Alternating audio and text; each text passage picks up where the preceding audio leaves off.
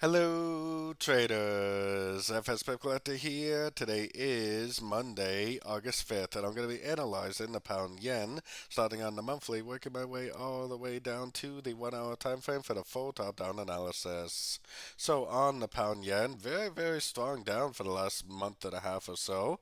I definitely think it's the end of a wave 3. I do believe we're in a wave 4 right now. Most wave A's of 4 probably end around the previous swing, so I think it's likely at some point it's going to start a wave B, then probably push down again for a wave C.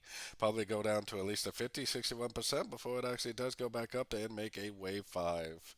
So taking it down to the weekly time frame, very, very strong down, and we are definitely approaching the area where I think it possibly could end, but I don't really think it's over yet, and I would have to see a break of structure on the sort of time frames to believe it's over anyways. I definitely think this is a wave A, and then once the wave A is over, it should make a crescent to that wave A, wave B, and then I would expect another push down for wave C to one of these fib levels before it ends up continuing back up for the bigger wave 5.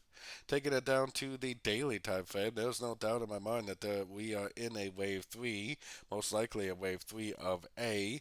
Definitely no reason to think the wave 3 is over yet either. I mean, it possibly could drift down maybe to the 50%, then make a bounce for a wave 4, then probably down again for a wave 5.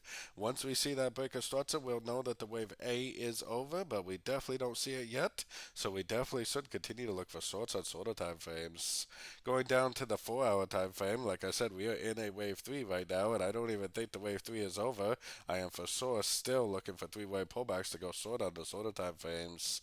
Going down to the 1 hour time frame, I am not going to be going short right now, but if and when it makes a pullback, that's exactly where I will be looking for more shorting opportunities for the continuation of the downtrend.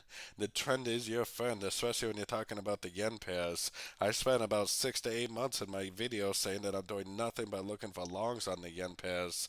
Now that we're going down, I'm going to be doing nothing but looking for shorts on the yen pairs. If you did nothing but go short on every single one of these pullbacks over the last month or so, you would have seen such a significant increase in your trading account.